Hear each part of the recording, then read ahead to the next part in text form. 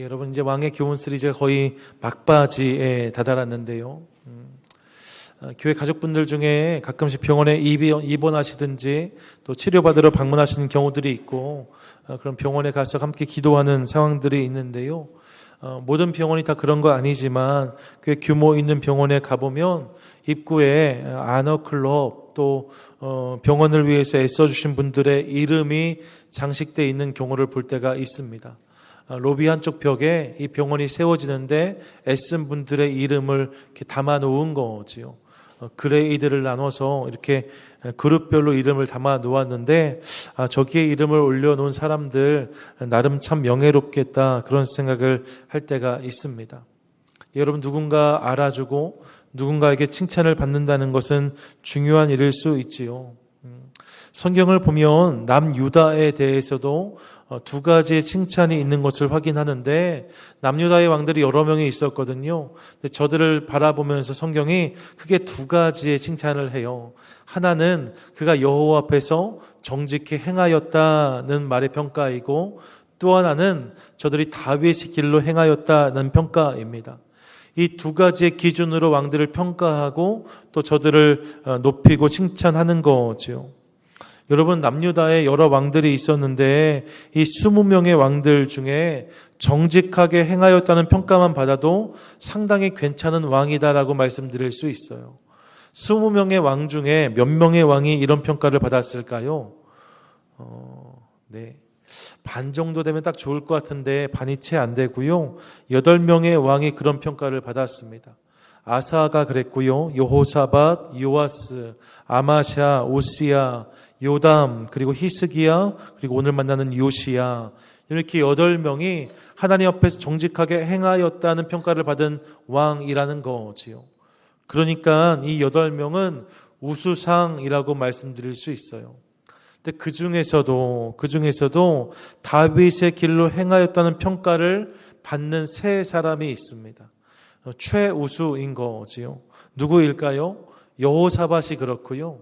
히스기야가 그렇고요. 그리고 오늘 만나는 요시야가 바로 그런 사람입니다. 정직하게 행하였고 더불어 저들의 통치를 다윗의 것과 같았다라고 그렇게 인정을 받는다는 거지요. 여러분 그리고 그 중에서도 열왕기하 23장 25절을 보시면 요시야에 대해서 이렇게 평가하는 것을 우리가 듣게 되는데 열왕기하 23장 25절 함께 읽겠습니다. 시작. 요시야와 같이 마음을 다하며 뜻을 다하며 힘을 다하여 모세의 모든 율법을 따라 여호와께서 돌이킨 왕은 요시야 전에도 없었고 후에도 그와 같은 자가 없었더라. 아멘. 이건 무슨 말이에요? 요시야 같은 사람이 전에도 없었고 후에도 없었다라고 그와 같은 왕이 전무후무하다고 말씀하는 거지요. 그러니까 최우수가 3명인데 그 중에서도 굳이 대상, 대통령상 뭐 이런 거 주면 요시야가 그 대상이다라고 성경이 말씀하고 있다는 거예요. 대단하지요. 여러 왕들을 살펴왔는데 요시야가 그런 왕이었다라고 성경은 말씀하고 있습니다. 저가 좋은 환경을 가지고 태어났나? 혹은 좋은 상황이 있었나? 이런 생각해 볼 수 있는데 정작 그의 삶을 보면 정말로 그렇지 않았다는 것 우리가 확인할 수 있어요. 사실 그의 시작은 유복하거나 화려하거나 평탄한 시작은 결단코 아니었습니다. 아니요, 오히려 그 반대라고 말씀드릴 수 있어요. 요시야는 그동안에도 어려움을 가지고 시작했던 남유다의 왕들이 있었는데 그 중에서도 가장 힘들고 어려운 열악한 상황을 가지고 시작됐던 왕이 요시야였습니다. 먼저 여러분 그 요시야에게 있어서 요시야의 할아버지가 누구예요? 므낫세입니다. 므낫세인데 이 므낫세는 가장 악한 왕이다라고 평가를 받는 사람이었어요. 그리고 그 므낫세의 아들이 아몬인데요. 이 아몬은 지난주에 므낫세 아몬 써놓고 아몬은 언급도 못했거든요. 실은 그에 대한 본문을 보시면 너무나 짧은 본문 속에서 그가 아버지처럼 악하게 행하였다는 기록밖에 우리가 찾아볼 수 없습니다. 그러니까 2년의 통치를 감당하면서 악하기만 했던 왕이 아몬이었어요. 이 므낫세가 할아버지고 아버지가 아몬이니까 실은 여러분 요시야 입장에서는 아버지도 할아버지도 너무나 악한 인생들이었다는 거지요. 결코 본받을 만한 사람이 하나도 없었습니다. 더욱이 여러분 기억하시겠지만 므낫세는 그 땅에서 55년을 통치했습니다. 그리고 아몬이 2년을 다스렸어요. 그러니까 57년이나 그런 통치가 그 땅 가운데 있었던 거지요. 하나님을 찾지 않고 하나님을 경외하지 않는 왕들의 통치가 57년이나 그 땅에 머물러 있었습니다. 그 시간들 속에서 남유다가 얼마나 나락으로 떨어졌을지, 남유다의 상황과 영적인 상태가 얼마나 바닥을 드러냈을지는 우리가 보지 않아도 뻔하다라고 말씀드릴 수 있어요. 이게 요시야의 상황과 환경이었다는 거지요. 뿐만 아니라 여러분 이런 상황 속에서요, 이 요시야의 아버지였던 아몬은 실은 정상적인 죽음을 경험하지 못하고 그 자신의 신하들에게 시해당했다라고 성경은 말씀하고 있습니다. 살해당한 거지요. 그래서 아버지가 2년만 왕으로 즉위하고 급하게 죽게 되면서 그렇게 왕위를 급하게 물려받은 왕이 요시야였어요. 성경을 보시면 요시야가 8살의 왕이 되었다라고 말씀하고 있지 않습니까? 실은 최연소다라고 말씀드리고 싶지만 실은 최연소는 다른 사람이 또 있어요. 그게 요아스인데요. 요아스가 7세에 제 말이 맞다고 지금 하던 거잖아요. 요아스가 7세의 왕이 되었거든요. 근데 여러분 요아스는 보시면 7세의 왕이 될 때 여호야다라고 해서 든든한 후견자가 있었습니다. 그 후견자, 그 제사장이 실은 저가 장성할 때까지 상당히 많은 부분을 도왔던 것 확인해요. 여러분 요시야는 그런데 그런 사람이 없었습니다. 기댈 사람도 없고 호렬단신으로 어려운 나라를 맡게 된 왕이 요시야였다는 거지요. 정말로 너무나 힘든 상황에서 너무나 힘든 자리를 맡은 사람이 요시야였습니다. 아니요, 사람이란 말이 좀 어색하지요. 8살의 왕이 됐으니까 그런 어려운 직책을 맡게 된 아이가 요시야였다는 거예요. 그런데 놀라운 것은 그런 요시야가 이 모든 상황을 딛고 저 인생 전체를 보면 남유다 전체에서 가장 눈에 띄는 왕이 되었다라고 성경은 말씀한다는 거지요. 요시야가 분명히 그런 배드 스타트를 가지고 있었음에도 불구하고 저의 인생이 남유다의 모든 왕 중에 가장 눈에 띄는 인생이 되었다라고, 왕이 되었다라고 성경이 말씀한다는 거예요. 놀랍지요. 어떻게 이런 일이 가능했을까? 오늘은 그런 요시야의 인생을 살피면서 이 질문에 대해서 하나님이 주는 답을 영적인 교훈으로 함께 받도록 하겠습니다. 요시야가 어떻게 그런 위대한 왕이 될 수 있었을까? 먼저 여러분 요시야가 그토록 위대한 왕이 될 수 있었던 첫 번째 이유를 우리는 본문 3절에서 만나게 됩니다. 3절 함께 읽겠습니다. 시작. 아직도 어렸을 때에 왕위에 있은 지 8년에 그의 조상 다윗의 하나님을 비로소 찾고 제12년에 유다와 예루살렘을 비로소 정결하게 하여 그 산당들과 아세라 목상들과 아로새긴 우상들과 부어 만든 우상들을 제거하여 버리매. 아멘. 여러분 무엇입니까? 이 요시야가 하나님을 찾고 그리고 우상과 미신들을 제거하는 것, 그래서 유다와 예루살렘을 정결하게 하는 일을 감당했다라고 성경이 말씀하고 있습니다. 지난주에 므낫세의 악행을 소개할 때에 므낫세의 앞부분에 몇 절에 걸쳐서 그의 악행을 계속적으로 말했었잖아요. 그게 다 한 문장이라고 말씀드리지 않았습니까? 그랬던 것처럼 오늘 본문을 보시면 본문 3절부터 7절까지 이 요시야가 그 땅을 정결하게 하는 모습을 한 문장으로 끊어지지 않게 이야기하고 있는 것을 확인할 수 있습니다. 그렇게 열심히 하나님을 찾고 우상과 미신을 제거하였다는 거예요. 여러분, 우상을 제거하고 하나님을 찾는 것, 이게 무엇일까요? 우리는 이것을 예배라고 말합니다. 우상을 버리고 하나님을 부여잡는 것, 그게 예배라는 거지요. 그러니까 예배를 바로 세운 것, 예배를 잘 드린 것이 요시야가 위대한 왕이 될 수 있었던 첫 번째 이유였다라고 성경이 말씀한다는 것입니다. 이제 다음 주일에 추수감사주일로 함께 예배하고요. 그 다음 주일에는 유다의 멸망 시기를 거쳤던 모든 왕들 통치 기간이 정말 짧거든요. 그래서 이 왕들을 묶어서 한 번에 다룰 거예요. 그러면서 왕의 교훈 시리즈가 끝나는 거지요. 그러니까 여러분 앞으로 이제 한 번 남았습니다. 다 오셨어요. 수고 많으셨습니다. 그런데 여러분 이렇게 왕의 교훈 시리즈를 우리가 함께 접하면서 우리가 알게 되는 여러 가지 영적 교훈 중 한 가지는 예배에 성공한 왕은 성공한 인생을 살았고 예배에 실패한 왕은 실패한 인생을 살았다는 것입니다. 이 사실을 함께 좀 기억하고 싶습니다. 성경을 보시면 예배가 없어요. 예배에 성공한 왕은 성공한 인생을, 예배에 실패한 왕은 실패한 인생을 살았다는 거지요. 사실 여러분 이렇게 말씀드리면 어떤 분들은 성공한 왕이 되는 것과 예배가 무슨 상관이 있다고 이렇게 말씀하실지 모르겠습니다. 예, 정말로 그냥 사람의 눈으로 보면 성공한 왕이 되는 일과 예배하는 일이 상관이 없어 보일 수 있습니다. 성공한 왕이 되기 위해서는 보다 직접적인 필요들이 있다 생각할 수 있는 거지요. 좋은 정치력도 있어야 되고 실력 있는 신하들도 있어야 되고 재원도 군사력도 이런저런 상황들이 넉넉히 이게 확보가 되어야 좋은 왕이다 평가받지 않겠습니까? 예, 여러분 이런 것들 하나하나가 예배에 비해서 훨씬 더 성공한 왕이 되기 위한 직접적인 조건인 것처럼 느껴지는 것이 사실입니다. 그런데 여러분 보세요. 성경은 남유다의 첫 번째 왕이었던 르호보암부터 이제 거의 마지막이거든요. 마지막쯤에 만나는 요시야까지 저들의 인생 전체를 통해서 일관되게 이렇게 말씀하고 있어요. 결국 예배가 중요하다. 결국 예배가 승부처다. 이 말씀을 우리에게 선포하는 거지요. 그리고 우리는 지난 시간 많은 왕들의 인생을 함께 살피면서 이 선포가 실제로 그렇게 이루어지는 것을 확인했습니다. 실제로 저들의 인생이 남유다의 역사가 그렇게 흘러가더라는 거지요. 본문을 대하면서 사다리 게임을 떠올려 보았어요. 사다리 게임 해 보셨지요?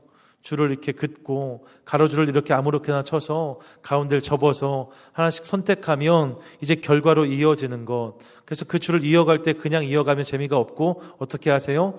따다다다다따 이렇게 안 하세요?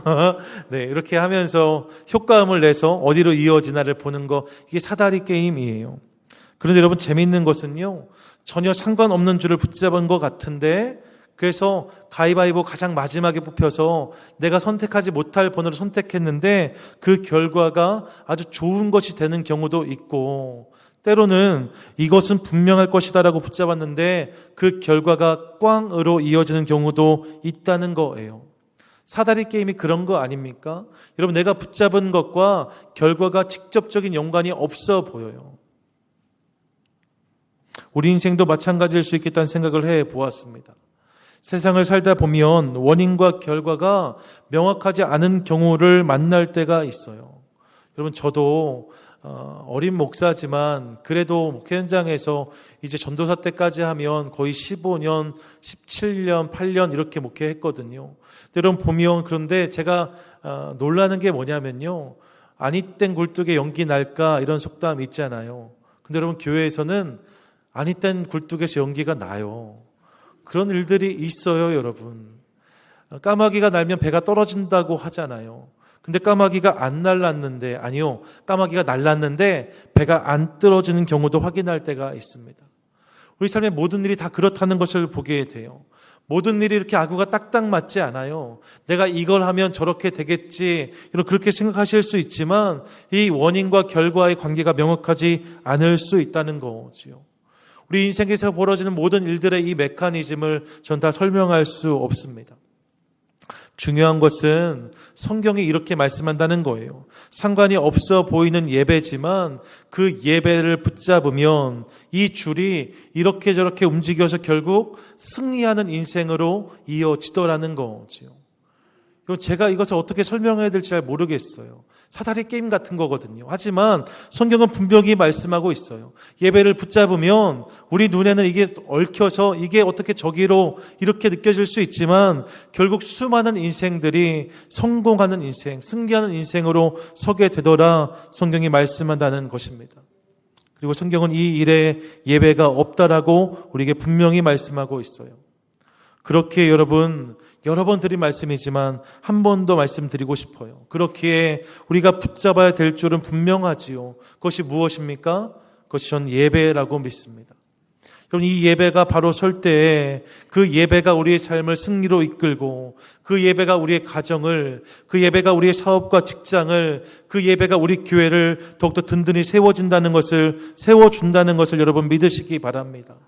여러분, 예배에 승리하는 인생이 정말로 승리하는 인생인 거예요. 목사님, 예배하는 것과 우리 사업이 무슨 상관이에요? 물으실 수 있지만 여러분, 저한테 묻지 마세요. 하나님이 그렇게 말씀하시는 거예요. 예배에 승리하면 그런 인생이 되게 하시겠다 말씀한다는 거지요. 그리고 여러분, 실제로 성경에 나오는 수많은 인생들이 이 명제를 경험하였다라고 성경은 선포하고 있습니다. 그러므로 저는 저와 여러분, 우리 모두가 무엇보다 예배에 승리하는, 이렇게 말씀드리면 좀 어렵지요. 다른 말로 말씀드리면 이래요. 예배를 잘 드리는 인생 될 수 있기를 간절히 소망합니다. 여러분, 정말로 예배를 잘 드리셔야 돼요. 예배를 잘 드리는 인생이 잘 되는 인생이다 말씀하시니까 정말로 예배를 소중히 여기고 예배 잘 드리는 저와 여러분 될 수 있기를 간절히 소망합니다. 더불어 본문을 통해서 하나님은 우리에게 이벤트성 신앙이 아니라 꾸준한 신앙이 중요하다는 것 또한 깨닫게 하십니다. 무슨 말이에요? 여러분, 우리의 신앙은 이벤트가 아니라 삶이 되어야 한다는 것입니다.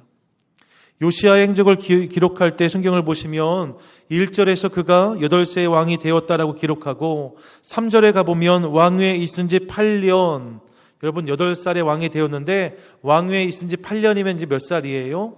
16살, 대단하십니다.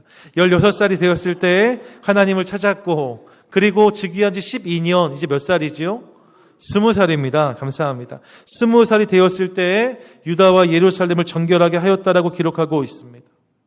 또 8절에 가면 요시야가 왕위에 있은 지 18째 해에 그의 하나님 여호와의 전을 수리하여 하였다라고 기록하고 있어요. 그러니까 이 요시야가 통치한 지 18년이 되었을 때에 하나님의 전을 수리하는 일을 감당했다는 거지요.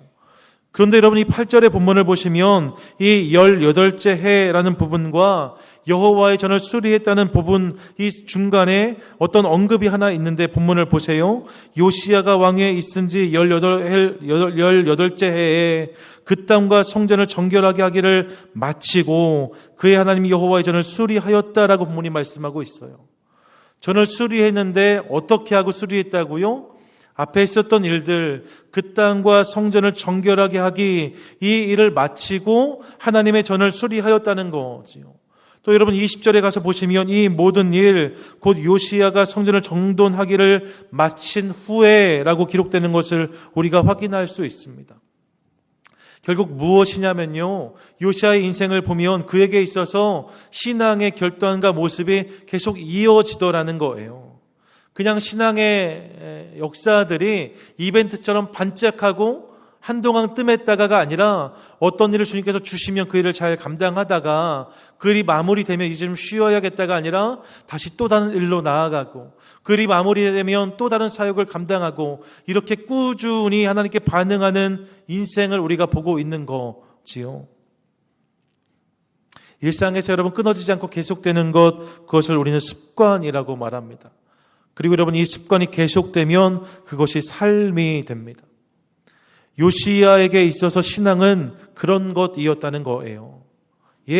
요시야에게 있어서 신앙은 삶이었다는 거지요. 이 사실을 함께 기억하고 싶습니다. 여러분, 건강을 지키는 비결이 어디에 있을까요? 건강을 지키는 비결은 꾸준한 운동에 있습니다. 중요한 것은 꾸준한 운동이 건강을 지켜내는 거예요. 그냥 오늘 좀 건강해져야겠다 해서 오늘 피트니스에 가셔서 오늘 하루 열심히 해서 막 근육이 펌핑되고 했는데 너무 아파서 한 2달 쉬셨다가 또 가시고, 여러분 이렇게 하면 건강해지지 않아요. 여기 독고샘 형제 가운데 있는데 몸이 얼마나 좋아요. 꾸준히 운동하니까 좋아지는 거지요. 여러분, 꾸준한 운동이 건강을 보장하게 하는 거예요. 여러분, 누가 공부를 잘합니까? 꾸준히 공부하는 학생의 성적이 좋습니다. 벼락치기도 효과가 있는 것처럼 보여요. 하지만 벼락치기는 실력이 되지 않는다는 것 이미 저와 여러분 다 경험하셨을 거예요. 신앙도 마찬가지구나, 이것을 깨닫게 되는 거지요. 여러분, 하나님의 놀라운 은혜를 경험하는 비결은 다른 것이 아니라 꾸준한 신앙 그 자체라는 것을 함께 기억하고 싶습니다. 하나님의 특별한 은혜를 누리기 위해서 여러분 어떤 일을 하고 계세요? 특별하게 뭘 하는 게 중요한 게 아니라 매주 예배에 나와서 그 자리를 지키는 것, 상황이 허락되면 새벽에도 나와서 주님을 만나는 것, 여건이 되시면 수요 예배도 나와서 하나님 앞에서 예배하는 것, 여러분 이 꾸준함이 결국 하나님의 은혜를 경험하는 통로라는 거지요. 예배를 잘 드려야 된다라고 말씀을 드렸는데, 여러분 그렇게 예배를 잘 드리는 방법 중에 하나가 바로 이 꾸준함이다라고 성경이 말씀한다는 것입니다. 이 사실 함께 좀 기억하고 싶습니다. 우리 교회를 얼마 전에 체리 목사 하셨던 조정곤 목사님을 종종 뵐 기회가 있는데, 그때 목사님께 저희한테 해주시는 말씀이 있어요. 그것은 사람은 보약을 먹고 크는 것이 아니라 밥을 먹고 큰다는 말씀이에요. 사람은 보약 먹고 크는 게 아니라 밥을 먹고 크는 거야, 이렇게 저한테 여러 번 말씀해 주셨습니다. 예, 여러분, 이벤트가 아니라 일상이 중요하다는 말씀으로 제가 이해하고 있어요. 그리고 그 말씀을 제가 정말로 동의합니다. 신앙은 이벤트가 아니라 삶이라는 거예요. 어제 새벽에 대했던 열왕기상 9장에서 보면 솔로몬의 꿈에 하나님이 다시 나타나셨다라고 말씀하는데, 본문을 보시면 여러분, 솔로몬이 처음 왕에 즉위하였을 때에 하나님이 너에게 무엇을 줄까 물으실 때 처음 꿈에 나타나셨었거든요. 근데 그 이후에 9장에서 나타나세요. 이 일이 몇 년 뒤냐? 이런 몇 년 뒤일까요? 20년 뒤였습니다. 20년 뒤에 하나님께서 솔로몬의 꿈에 다시 한번 나타나셨다는 거예요. 무슨 말입니까? 여러분, 이것은 특별한 일이라는 거예요. 특별한 체험입니다. 그러니까 예외적인 거지요. 이런 것을 일상적인 거다라고 말하면 실은 만만치 않습니다. 물론 하나님은 꿈을 통해서도 역사하세요. 특별한 은사들을 통해서도 말씀하시고 우리 삶 가운데 당신의 마음을 드러내 주십니다. 그렇기 때문에 이런 것들을 인정하지 않으면 그 자체가 불신앙이에요. 하지만 그렇다고 해서 꿈에서 만나는 하나님, 육성으로 찾아오시는 하나님, 여러분 그런 것만을 기대하고 그런 것만으로 신앙을 채우려 한다면 그것 또한 바람직하지 못하다는 것을 함께 기억하고 싶습니다. 결국 어떻게 하는 게 가장 하나님을 잘 섬기는 거냐? 꾸준함으로 나아가는 거예요. 특별한 무언가가 아니라 오늘 나에게 주어지는 그 예배, 오늘 그냥 매일 반복되는 그 예배 가운데 나아가서 꾸준함으로 주님을 예배하는 것, 그것이 귀한 믿음의 인생이라는 것이지요. 사랑하는 여러분, 사람은 보약이 아닌 밥을 먹고 큰답니다. 보약이 물론 좋지요. 보약이 필요할 때가 있습니다. 하지만 여러분, 밥 없는 보약은 의미가 없습니다. 보약만 때때로 먹겠다 하면 여러분 그 인생은 절대로 건강할 수 없습니다. 신앙도 마찬가지라는 거예요. 사실 요시야를 보시면 물론 요시야에게 있어서 종교개혁이라는 큰 업적이 있지만 그럼에도 불구하고 앞서 살폈던 많은 남유다의 왕들과 비교해 보면요, 요시야의 행적은 그렇게 화려하지 않아요. 그렇게 무언가 화려하고 눈에 띄는 일을 한 것은 아닌 것을 확인합니다. 여러분, 저의 행적이 그렇게 찬란한 역사는 아니었다는 거예요. 하지만 그럼에도 불구하고 요시야를 성경은 전무후무한 왕이라고 평가하고 또 칭찬합니다. 왜 그럴까요? 그가 그의 인생 전체를 통해서 이렇게 하나님께 한 걸음 한 걸음 걸어 나갔다는 거예요. 그럼 막 달려나갔다가 좀 쉬었다가 한 게 아니라 요시야가 어떻게 갔다고요? 한 걸음 한 걸음. 한번 따라 하시지요. 한 걸음 한 걸음, 한 걸음 한 걸음. 여러분, 이렇게 요시야가 주님께 나아갔다는 거지요. 그리고 그 꾸준함을 주님께서 칭찬하시고 그런 저의 인생을 통해서 주님이 영광을 받으셨다라고 본문은 말씀하고 있습니다. 바라기는 우리의 하루하루, 우리의 한 걸음 한 걸음도 그렇게 꾸준히 하나님을 향하는 것을 통하여서, 그렇게 꾸준히 하나님 앞에 쌓이는 것을 통하여서 결국 하나님의 놀라운 은혜와 칭찬을 경험하는 저와 여러분 우리 모두가 될 수 있기를 간절히 소망합니다. 여러분, 꾸준함이 특별함을 넘어서는 거예요. 특별함이 귀해 보일 수 있지만 꾸준함이 특별함을 넘어섭니다. 이 꾸준함으로 우리의 신앙을 갖고 가는 저와 여러분 될 수 있기를 간절히 소망합니다. 끝으로 여러분, 요시야가 그렇게 예배하고 그렇게 꾸준한 신앙의 모습을 보이는 과정에서 그의 삶 가운데 결정적인 사건이 찾아오는데, 그 사건이 무엇이냐? 여러분, 주어진 말씀이 발견된 사건이에요. 뭐라고요? 주어진 말씀이 발견된 사건입니다. 오늘 읽었던 본문의 14절부터 19절이 이 부분을 다루는데, 그 앞부분인 8절을 보시면 요시야가 그 땅과 성전을 정결하게 하기를 마치고 이제 하나님의 전수리하는 일을 시작했다라고 본문이 말씀하고 있어요. 그러니까 므낫세 아몬이 통치하면서 정말 바닥을 쳤던 남유다를 일으켜 세우면서 모든 우상을 다 몰아내고 미신을 척결하고, 심지어 남유다뿐만 아니라 여러분 망한 북이스라엘과 사방에 빼앗겼던 영토들까지 영적으로 회복시키는 일을 감당했습니다. 그리고 나서 요시야가 어떤 일을 하는가? 성전을 수리하기 시작했다는 거지요. 그런데 여러분, 이 과정에서 14절 본문을 보시면 여호와의 전을 수리하는데 그 여호와의 전 성전 안에 헌금함이 있었고, 그 헌금함을 꺼내는데 그 안에서 모세의 율법이 발견되었다라고 성경은 말씀하고 있어요. 헌금함을 열었는데 그 안에서 책이 나왔다는 거지요. 그 책이 모세의 율법책이었습니다. 이 책을 hil기야가 발견했고, hil기야가 서기관 사반에게 주었고, 사반이 요시야에게 이 책을 전달하는 모습을 우리가 확인할 수 있습니다. 그리고 이 책이 요시야 곁에서 읽혀지기 시작하니까 본문 19절 보시면 요시야가 이 율법의 말씀을 듣자 곧 자기 옷을 찢었다라고 말씀하고, 21절을 보시면 이렇게 고백하는 것을 듣는데, 21절 함께 읽겠습니다. 시작. 너희는 가서 나와 및 이스라엘과 유다의 남은 자들을 위하여 이 발견한 책의 말씀에 대하여 여호와께 물으라. 우리 조상들이 여호와의 말씀을 지키지 아니하고 이 책에 기록된 모든 것을 준행하지 아니하였으므로 여호와께서 우리에게 쏟으신 진노가 크도다 하니라. 아멘. 여러분, 요시야 안에 질문이 있었어요. 우리가 왜 이렇게 망하게 되었는가? 우리나라가 왜 이렇게 힘들게 되었는가? 우리가 하나님의 나라인데 왜 이렇게 되었는가? 그런데 여러분, 이 책을 발견하면서 저가 깨닫게 된 거예요. 많은 성경학자들이 이 율법책을 요시야가 읽으면서 저의 마음 가운데 신명기 28장의 말씀이 새겨졌을 거다라고 이야기합니다.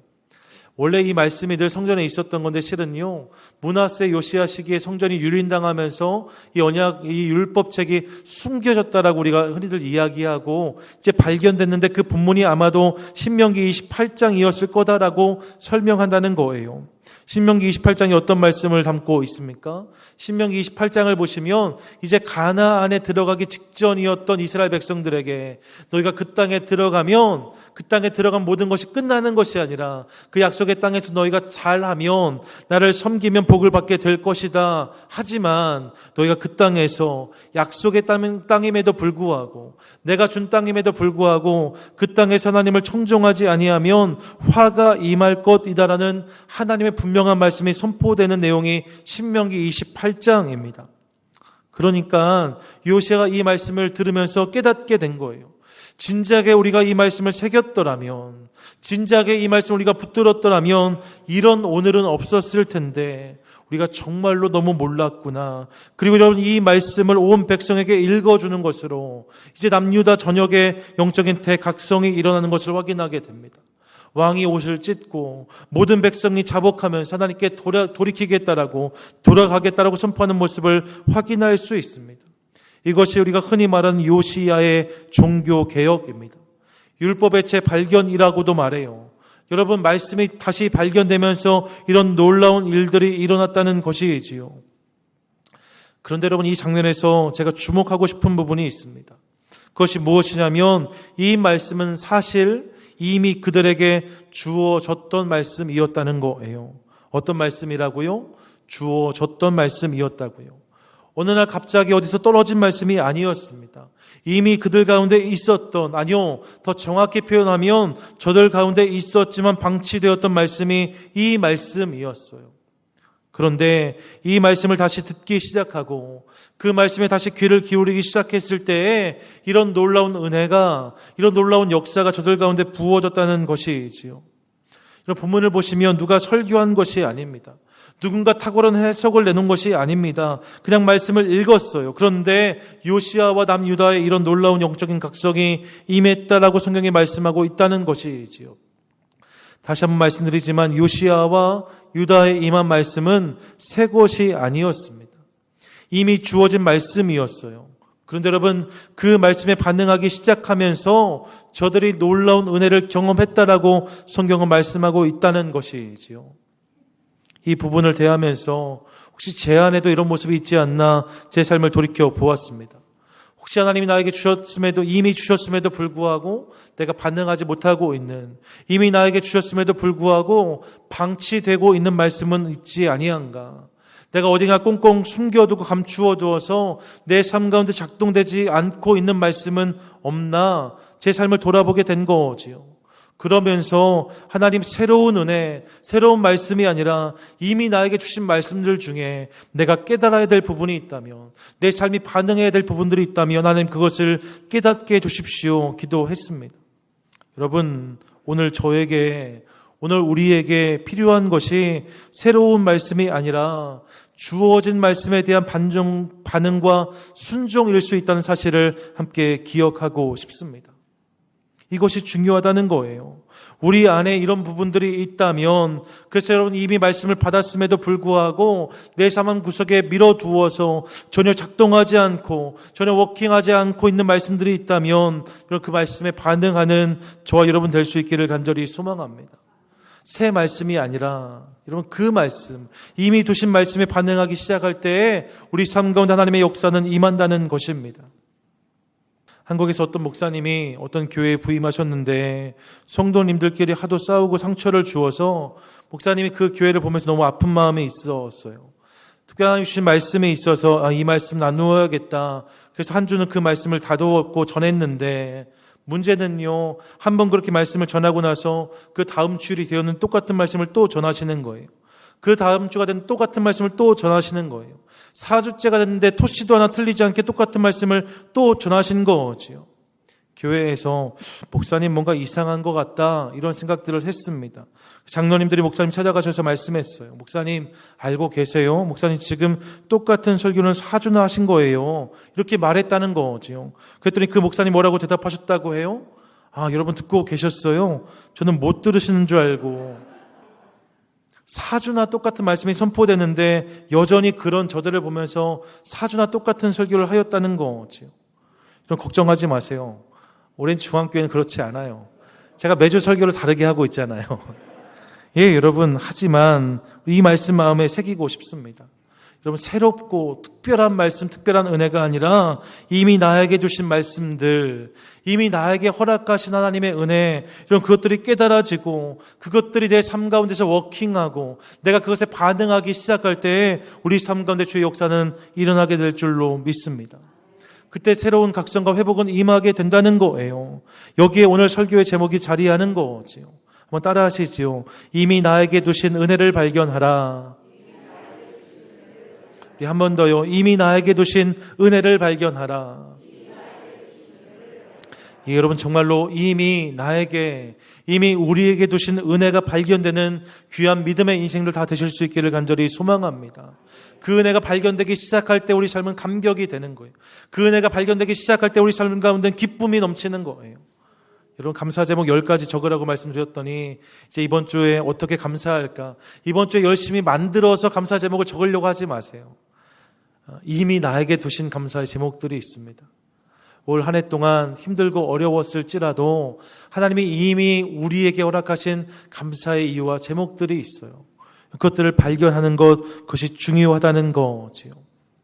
말씀을 맺습니다. 오늘 남유다의 마지막 때 거의 마지막 즈음에 만나는 위대한 왕 요시야를 대하면서 우리는 예배가 인생의 승부처라고, 그래서 예배를 잘 드리는 것이 중요하다고 말씀드렸고, 인생 또 신앙은 이벤트가 아니라 삶이라고, 그리고 새로운 말씀이 아니라 이미 주어진 말씀에 반응하는 것이 더욱 중요할 수 있다는 말씀을 드렸습니다.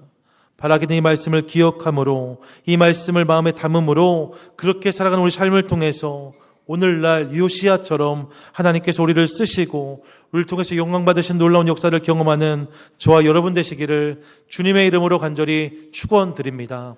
아멘.